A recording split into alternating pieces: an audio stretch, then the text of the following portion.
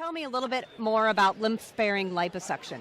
Okay, so lymph-sparing liposuction really is liposuction we gear towards lipedema patients. And the principles involved is first to make sure that they are optimally decongested, and that that we are doing all the conservative things that are going to decrease the inflammation in the lymphatic system, and once we've achieved that, the goal of lymph-sparing liposuction is not truly cosmetic. In fact, the goal is actually to remove as much fat cells as possible, because we believe the fat cells are diseased.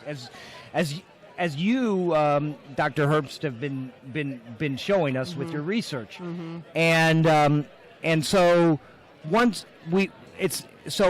cosmetically we would leave fat in for the ideal skin look, but that is not. We actually want is remove as much of the lipedema diseased fat as possible. Yep. The other thing is the technique, and it really is so important that it's that we use very abundant tumescent, and that helps protect the lymphatics and small venous venials and small veins, as well as small cannulas.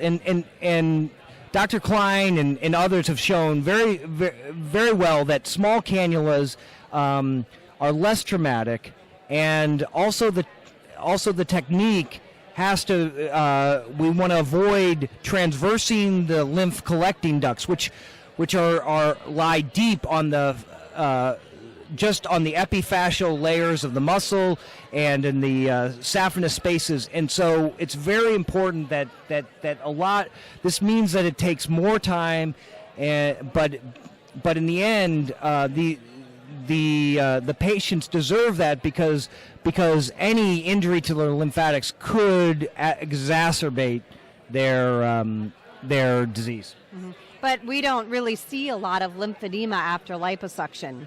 No, and in fact, I see an improvement in swelling after liposuction, but I have to think some of that is because we're so careful not to. I mean, I wouldn't want to test the hypothesis that if you did, because there actually is a good study that shows that drier liposuction can injure the lymphatics, and I wouldn't want to